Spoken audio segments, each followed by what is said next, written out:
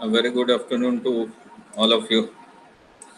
I'll be taking a new topic on remote radar, remote sensing in agriculture.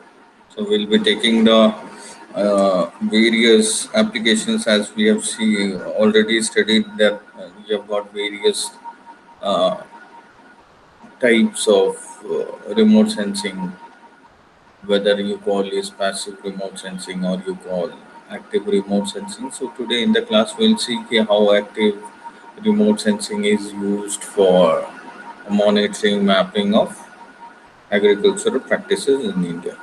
So when it comes to the microwave remote sensing, we are talking about the longer wavelengths. So whenever you talk about optical remote sensing, means we are talking about your blue band, green band, red band, near infrared band, middle infrared band, thermal infrared band. But when we are talking about microwave data sets, we are talking about the longer wavelengths. So that ranges from uh, uh, blue K band, KU band, X band, C band, S band, L band, and P band. So these are the various bands with their frequency that we have written the point 4, point 8 to 1.1, 42. This is the bandwidth, and the lower side is the frequency. So what is the band resolution of the various bands, and what is the frequency is will be reading for each and every band that we are using for microwave satellite imaging mapping. That is Ka band, that is zero point 0.8 to 1.11. The frequency is 40 to 26.5. Ka band, that is 1.1 to 1.7. The frequency is 26.5 to 18. Ku band 1.7 to 2.4. The frequency is 18 to 20.5. X band 2.4 to 3.8, frequency is 12.5 to 8. C band 3.8 to 7.5, frequency is 8 to 4. S band 7.5 to 15, frequency is 4 to 2. L band 15 to 30, that is 2 to 1. P band 30 to 100, and that is 1 to zero point 0.3. So B here denotes to band, W denotes for wavelength, and F denotes for frequency. So these are the 8 bands that we are using it. So we are using 8 band. The common bands used in microwave remote sensing is K band, KU band, X, C, S, L, P band with their wavelength and with their frequency. So frequency is generally we have already know okay, what is the frequency. So why we are using remote sensing and satellite data sets. So now we know that just like in you are very familiar with the optical remote sensing Landsat data or IRS series data, Moody's data, Sanitel data, you're familiar with. But why should we go for microwave remote sensing data sets? Because we have seen that when it comes to flood or various kinds of disaster analysis, you have to work in various climatic conditions. So at that point of time, if you have taken optical remote sensing data, that won't serve your purpose. So at that point of time, you need a data set that has got a penetration power of clouds as well as rain. So that's why the remote sensing or the radar set data sets are called as all weather capabilities data sets with a small sensitivity to clouds, and they can penetrate light rains. Secondly, when you're talking about remote sensing and passive remote sensing, when we are talking about electromagnetic radiation and sunlight, because the sunlight is the source of energy which emits the electromagnetic radiation, and the emitted or the reflected electromagnetic radiation from the various earth surface is being sensed and recorded by the sensor. But at night time you don't have any, you cannot capture the area because you don't have any electromagnetic radiation. So at that point of time you will be requiring a radar data sets which has the capacity of day and night operation and its independence of sun illumination, because at night you won't be finding any sun. So at that point of time you need your own source of energy, just like a torch, just like a bulb, just like a tube lights. that has got a own source of energy. In the same way, in radar also will be generating our own source of energy.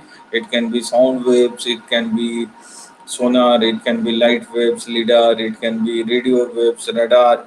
So all such active remote sensing are actively used in various applications, whether it's navigation, whether it's submarines, whether it's detection of various species types at micro level or mineralization. So such data sets has got a variety of utility and applications. Thereafter, no effect of atmospheric constraints like multi-temporal analysis when you're doing in optical remote sensing data sets. There you can have cloud, dust, smoke, aerosols. But when it comes to the radar remote sensing, it can penetrate those particles, and the multi-temporal data sets and the analysis that we are going to perform has got a better accuracy in radar remote sensing. Then the various added advantages, it's sensitive to dielectrical properties of any material. So if you want to see about the roughness, surface roughness, or you want to have accurate measurement of distance, that is interferometry, then sensitivity to man-made objects, then subsurface penetration. So these are the few advantages that makes the radar satellite data different from optical, because you can see that various moisture content can be easily delineated because it has got subsurface penetration. So when we talk about optical remote sensing, we talk about the surface features. We do not talk about subsurface features. But when it comes to the microwave remote sensing satellite, it has got subsurface penetration power is there. Then different kinds of man-made features, different types of building design structures, and the distance can be measured using radar remote sensing. But whenever you talk about any advantage of any technique, always there is a disadvantage that has to any of the techniques. So what are the disadvantages? It has got complex interaction difficulty in understanding. That's why you see that maximum population throughout the world uses optical remote sensing data because of the complexity in the nature. Because when I started my career into way back in 2002 in the field of remote sensing, that time also the a new technique for the future was said to be radar, was said to be hyperspectral, and still it's the same if you compare with 2020 or 2021. So the amount of interface, the amount of knowledge, the amount of research is still limited in nature because of the data constraint is there. Limited data are available free of cost for the operation. Nowadays sanitary data is there, but that is very recent in nature. So the schools or the colleges or the university generally don't train their students on radar based data sets because of the data limitation, maybe, as well as softwares. The softwares for operation of radar remote sensing operation is very costly in nature, that costs from 15 to 25 lakh rupees. So each and every university cannot afford it. And generally the organizations who are using those softwares are state application centers or the national centers of repute in India, and where each and every student cannot be trained, and that is having a strategic and it's used for various scientific research, so that cannot be fully operated in a student driven approach where the students are trained. So why the reason that still the radar and the hyperspectral remote sensing technique is still in the R&D process because of the above factors. Apart from that, you have got difficulty in visual interpretations, like speckle effects are there, noise in the images are there. Maybe many times you have to correct those noise speckles in the image, topographic effects, and effects of surface roughness. So these are the major challenges that you'll be finding in the remote sensing data sets, because when you go with the microwave data sets, it's more kind of a mathematical modeling and programming based. You can see more of equations, more of mathematical induced equations are used, and generally the persons who are coming from interdisciplinary subjects like geology, geography, forestry, and many allied disciplines, the students are not very acquainted or not very comfortable enough in handling those mathematical instruments and equations.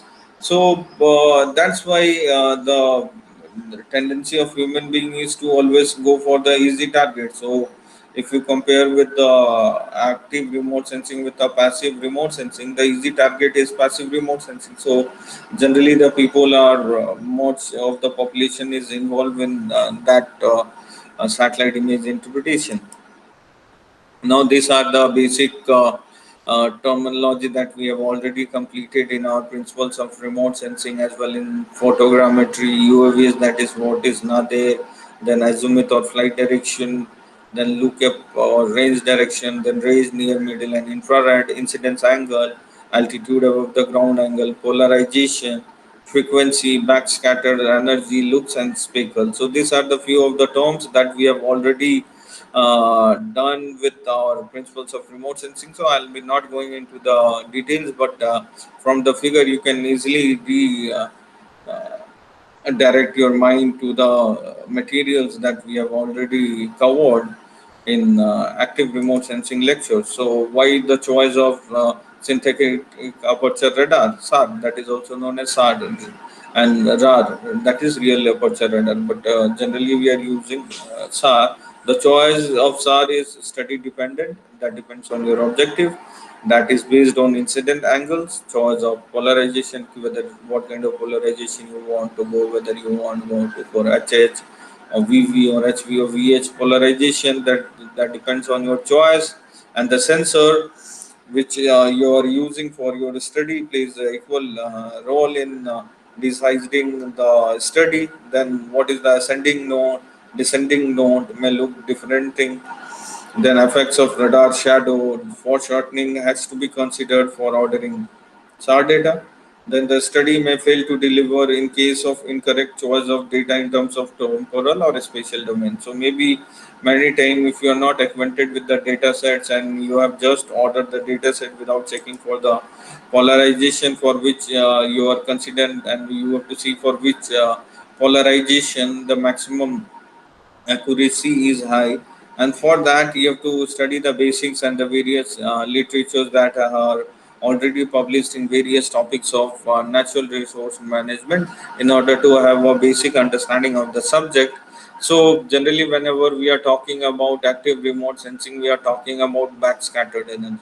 So again we'll be revising it for the further understanding what is a backscattered energy. So the portion of the outgoing radar signal means the signal that is generated by a sensor that target redirects back towards the radar antenna. Means if you see figure A, the target, for example, these lines are the radiations or the signals that we have generated towards the target. Target here is your land use, land cover. It can be in daytime, it can be at night time, it can be during rainfall, it can be with cloud cover, and the back scattered energy again reflected back from the earth surface that comprises of various land use, land cover features are being recorded in the antenna. And when a radar system transmits a pulse of energy to the ground, means this is the E is your energy source that is sent towards the target. It scatters off the ground in all directions. So the scattering takes place in all the direction, and a portion of the scattered energy is directed back towards the radar receiver. So in each and every uh, mode will be having some sensor, and those sensors will be recording the back scattered energy reflected from the various land use, land cover object, and this is called as back scatter. So now it is now we have already discussed, but still I have revised it.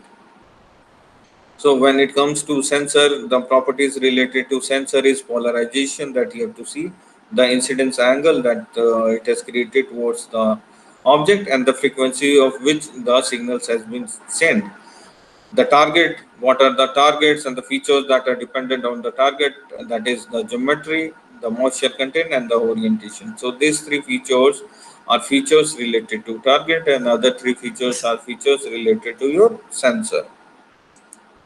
So whenever you are going for data analysis, so what you have to do, you have to go the data and ephemeris download you have to do. Then you have to remove the speckles, and data calibration has to be done. Then geo-referencing using the header files will be doing it. That we have to do multi-layer image stacking, just like stack process that we do in optical remote sensing, and finally we'll be doing the analysis. So what we are going to do is transfer of sample segments, then transfer of the ground control sites and ancillary information to the signature generation. Once the signature is generated, we'll be generating the decision rule for classification of the image. Once the image is classified, we'll be checking the accuracy of the image.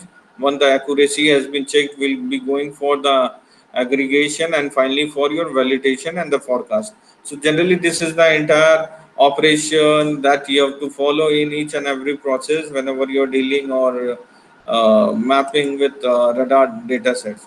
So generally the two common bands used for any kind of interpretation or mapping of any area is L band and C band.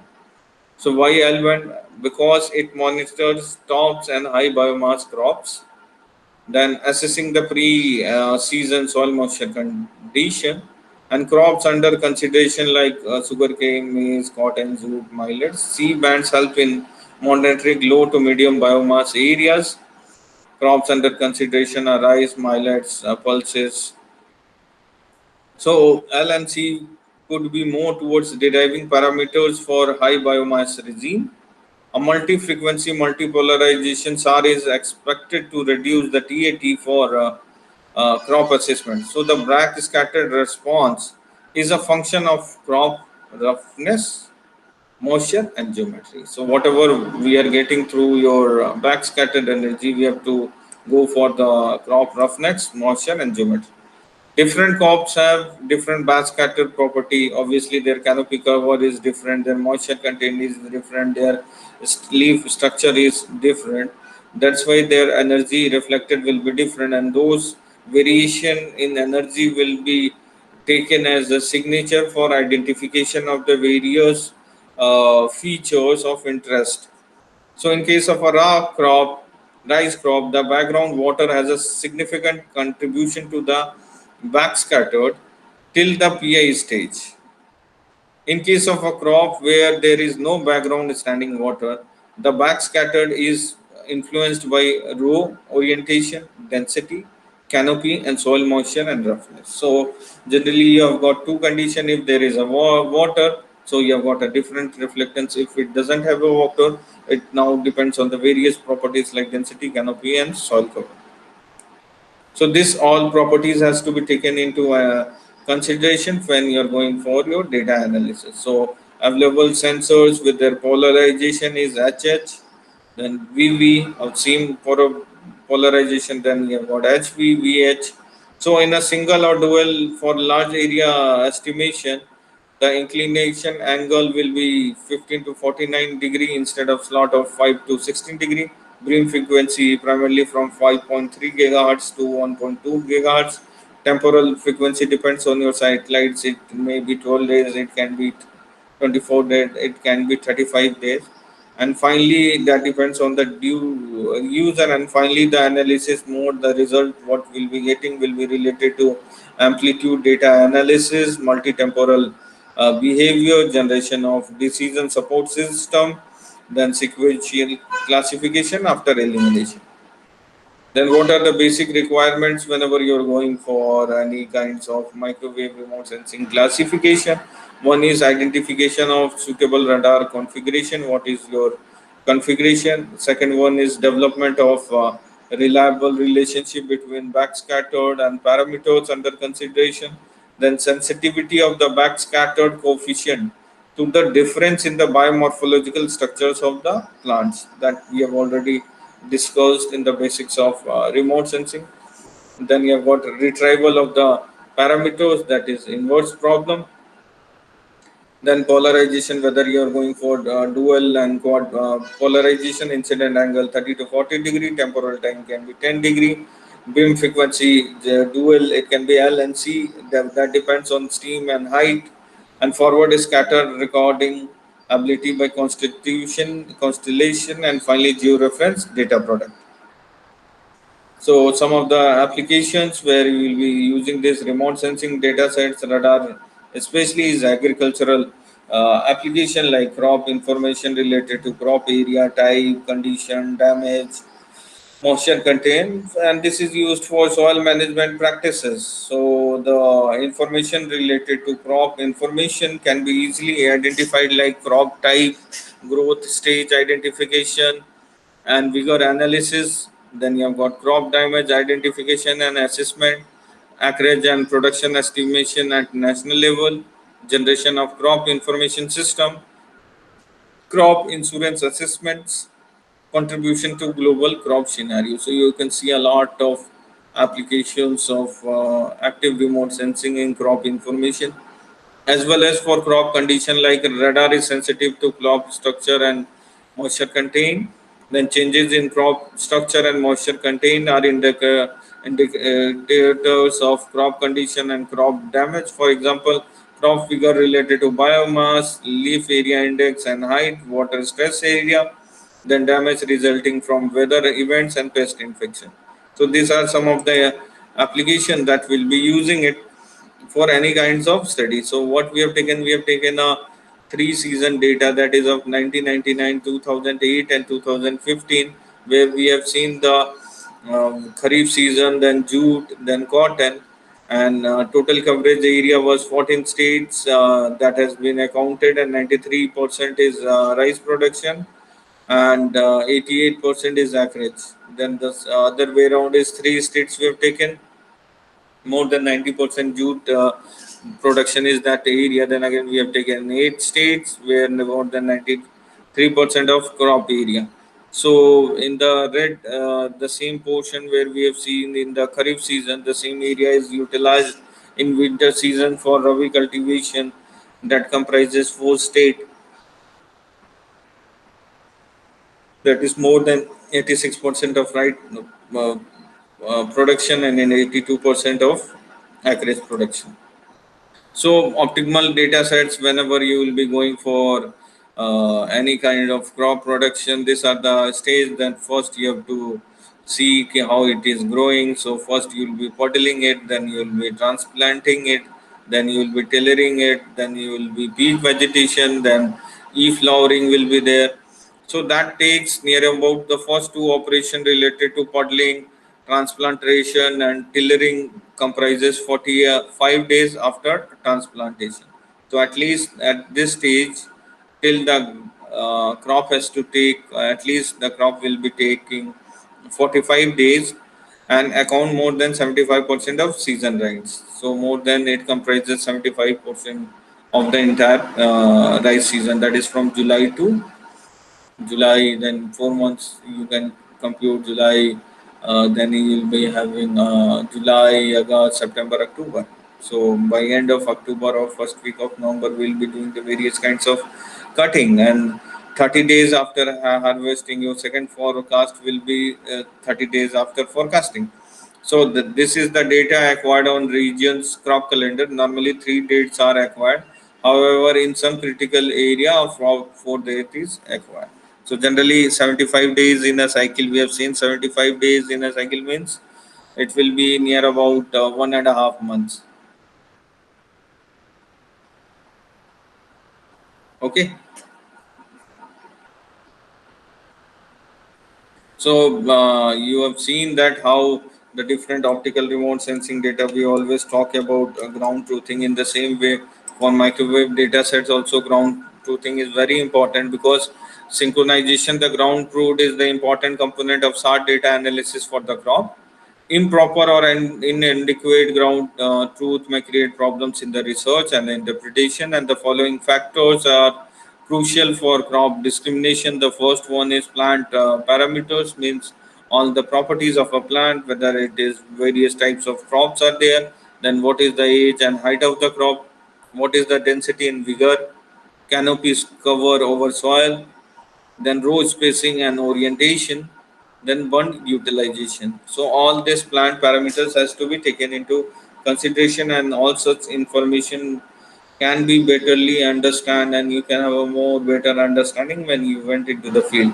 Then you have got soil parameter that says about the soil roughness. Then it talks about the soil moisture content, and for doing the ground truthing always will be carrying a topo sheet with us, and GPS. So you can see that how the different pre-transplantation, what was the condition, then you have got transplantation, then you have got tailoring is there, then vegetative portion is there, then you have got a peak vegetation that is highest, that is the fifth stage, then you have got heading, that it's heading towards the maturity. So all this can be classified, the age or the growth of the plant can be classified into seven different categories. So you can see that how these seven different categories behave differently over different period of time, and what are the different backscattered energy that is generated by different plant species like sunflower, maize, cotton, homestay, urban area, water, rice. So you can see all these features behave differently in different polarization. So what we have to do is we have to see for the appropriate polarization, so that we can have a accurate understanding of that area.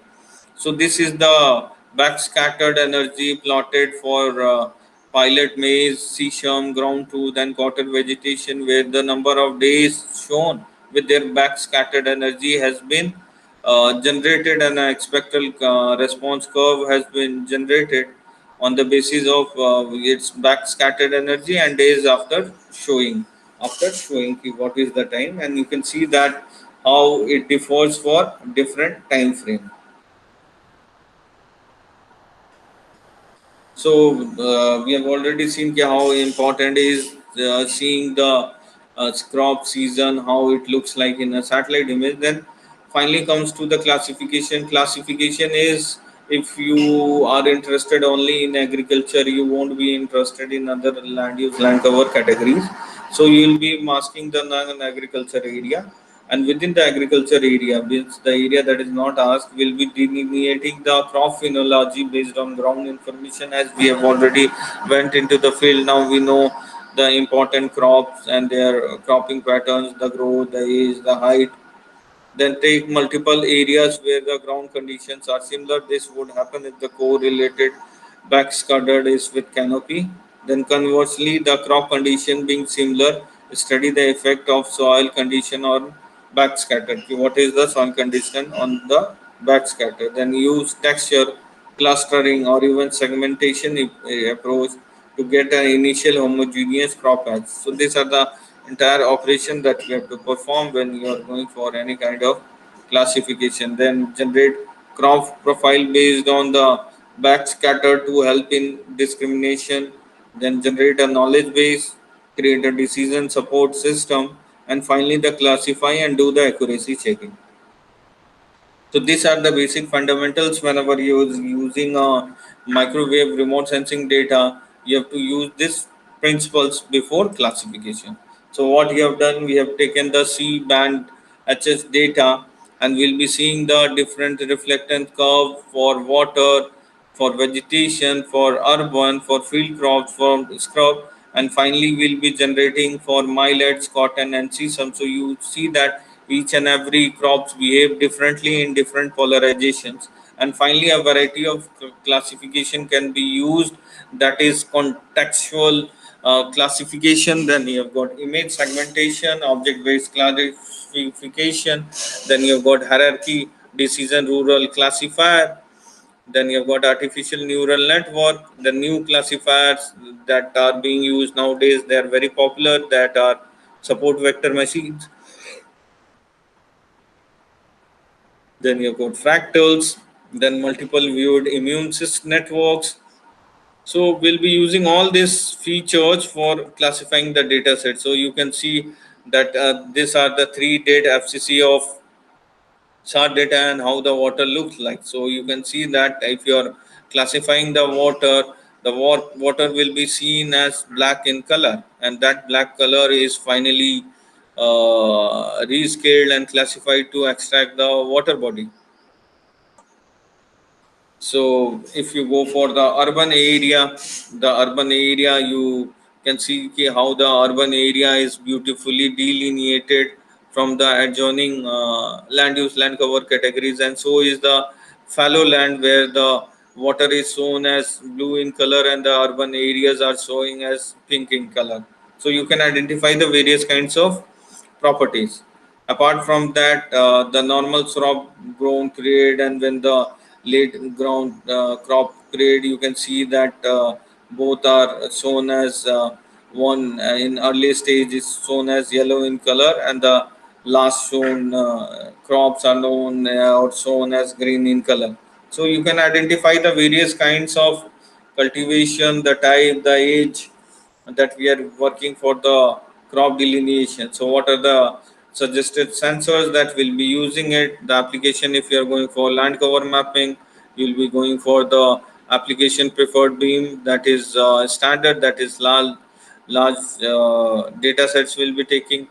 And then the advantage for taking this is sensitive to target roughness, structures, and moisture. Then geometric distortion due to topography can take place. Then crop info like type, condition, damage. Then again, you can go for either standard or fine. And the back scattered is also dependent upon growth stage and crop condition. Then third one is soil moisture. Then again you will be going to the standard or fine. They are sensitive to dielectric constants, so roughness and topography also influence the backscattered energy. Then you have got soil tillage and crop residue, that is again used for standard and fine preferred bin. Finally, sensitive to surface roughness, soil motion, and road direction influences the data. Finally, the precise farming, that comprises fine, that is large theta for crop information and small theta for soil motion information. So finally, the advantage is sensitive to canopy structure and moisture as well as soil moisture. The resolution of different current sensor limit us to use mapping general information rather than a specific. So you can see the retrieval of the biophysical parameter using active remote sensing center, where on one hand side we are showing the different dates of tree plantation, and on the right hand side we are seeing the biomass. So this is the total duration of time. What is in duration? 1 week, then second week, then third week July, then July second, then August first, then July first week. So generally the biomass is 0 to 1 because we have just started growing up. So you'll see ki as the season progresses, the biomass increases. So such kind of analysis can easily be delineated using microwave remote sensing. Then you can go for various kinds of damage assessment, because if you have taken optical remote sensing data, if you want to extract the flood affected area and the rice crop affected in this flood field, it's quite tough to identify those satellite characteristics or satellite features if we are using the multispectral channel data sets. But if we use the data sets pertaining to microwave data sets, you can have a real understanding. Here you can see this white color denotes cloud cover in that area. So even if when microwave satellite sets, you can also see some cloud cover in that area, and the same techniques will be applied for the drought affected area.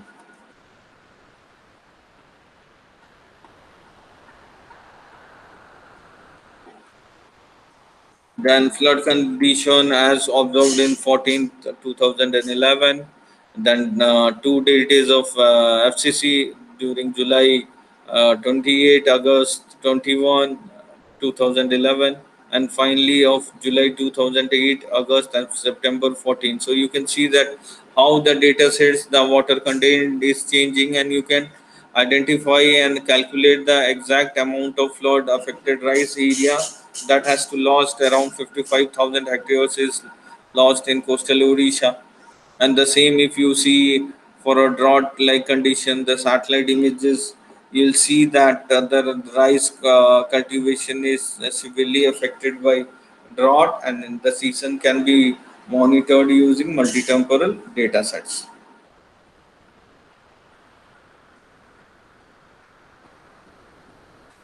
So polymetrics are in crops. What are the various application? One is cross polarization are useful for differentiating the vegetation surface from bare soils, for differentiating among various vegetation canopies such as agricultural crops and forested areas.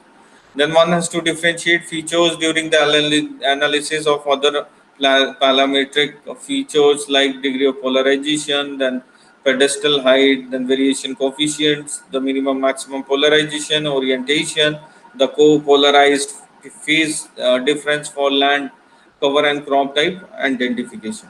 Then degree of polarization is a measure of how much polarization of the wave backscattered by a distributed target varies from point to point within the target. Smooth bare surface result in strongly polarized return. A mixture of scattering mechanism or diffuse scattering will have almost completely an unpolarized returns. Then the degree of polarization can be used for vegetation discrimination, and it varies through the growth cycle of crops, decreasing as well as crop canopy develops and increasing as crop mature and dry. Thereafter, we'll be performing the cereal classification like rice, wheat, and barley, and they may exhibit polarization effect. Polarization for vertical polarization, and only polarization occurring for horizontal polarization.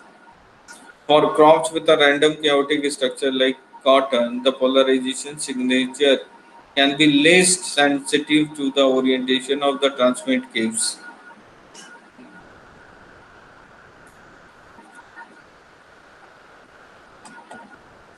So you can see that how the different pink color areas signifying the paddy area, then cyan color area densify denser vegetation, and blue color areas show surface scattering, that is water body and fallow lands.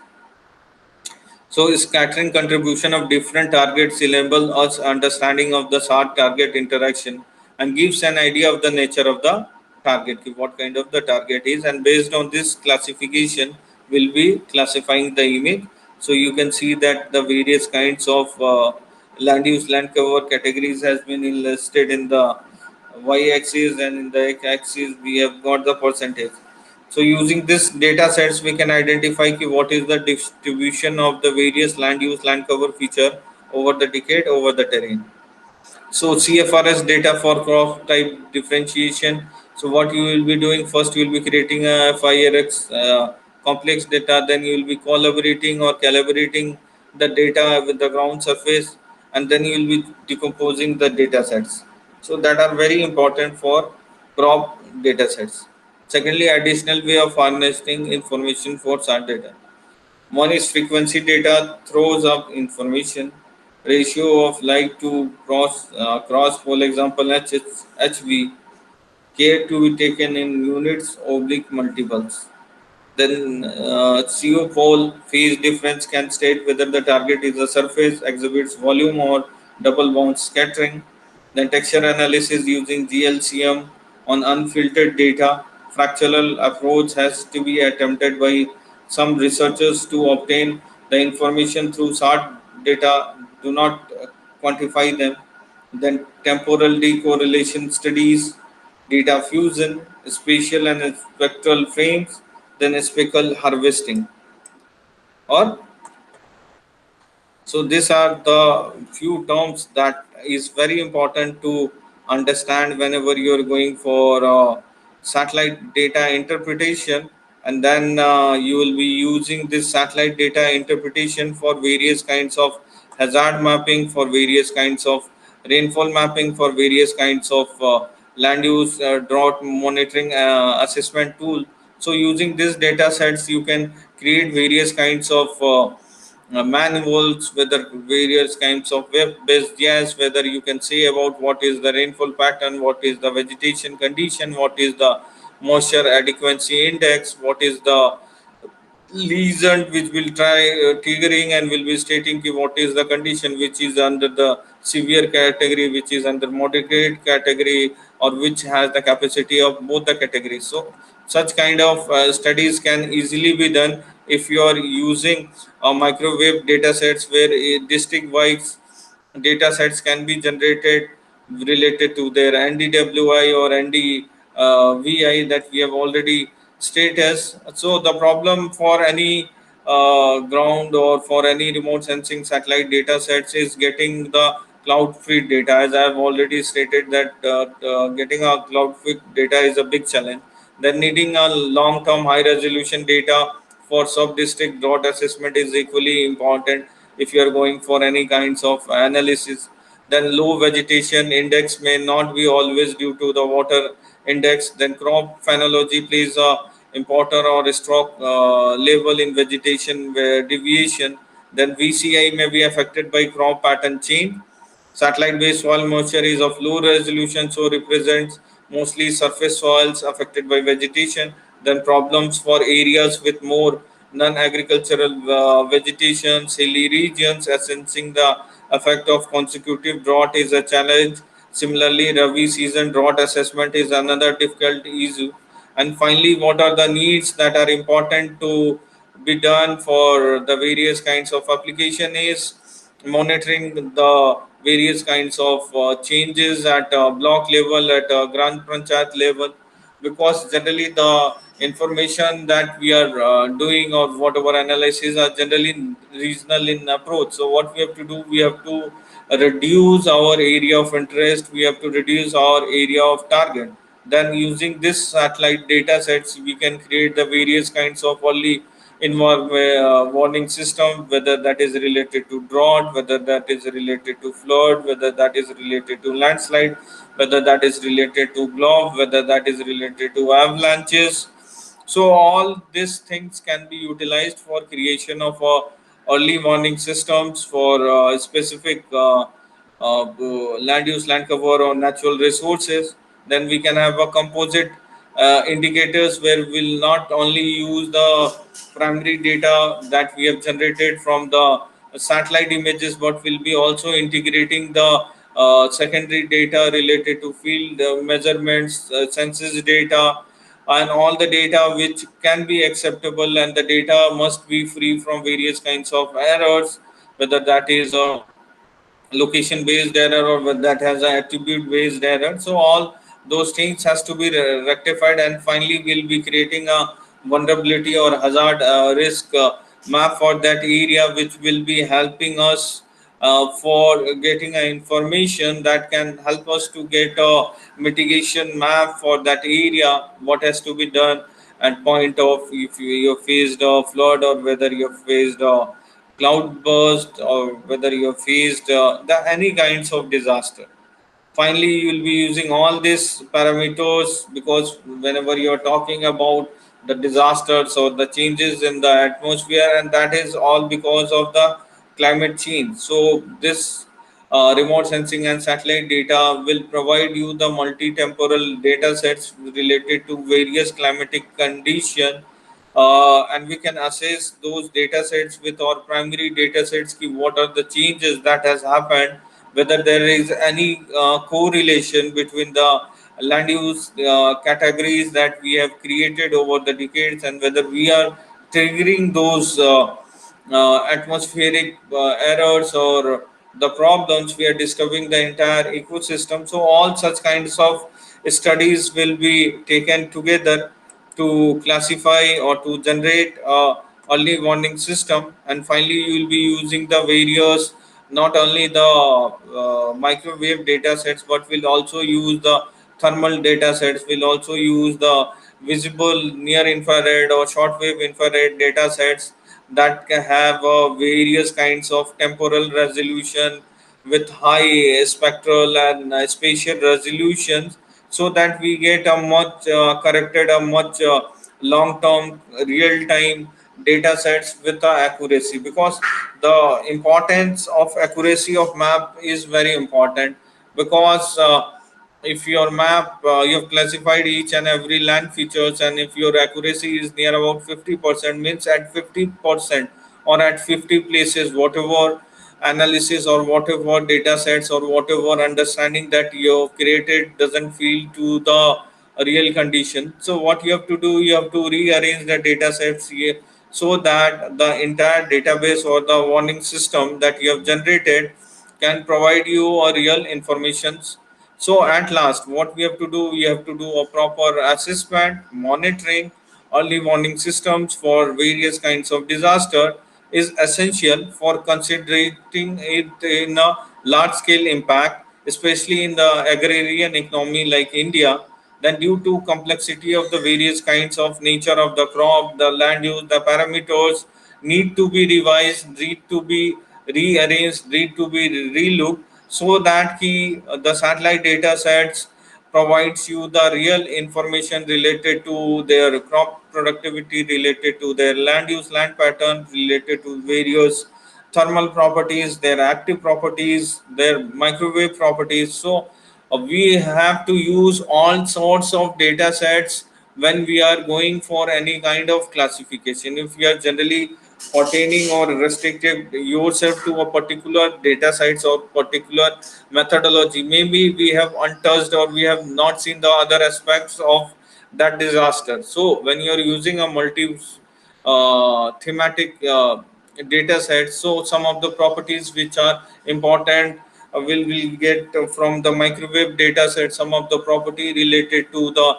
thermal properties of any earth object will be getting from the thermal imagery. Then we'll be going into the ground truth data and we'll be checking all the data sets what we have generated, either through optical data sets or through thermal data sets or by other secondary data like rainfall data, then precipitation data, temperature data, wind data, wind velocity data, will be utilized with all this primary data sets that we have generated with the satellite images. And finally we'll be verifying all those data sets in the field so as to assess the accuracy of the map. So if you are using the all the data sets, your accuracy, your interpretation, your mapping, understanding, monitoring, management, mitigation measures, all will be perfectly fitting, whether you are going for a gram panchayat level, whether you are going for a block level, district level, or a country level as a whole. The entire solution is based on satellite remote sensing. So with this, I'll be ending my today's presentation on the application of remote sensing radar data sets on various kinds of disasters, and especially for the crop irrigations in particular I have taken, and more detail we'll be doing about the crop delineation. And with this, I'll be ending my slides.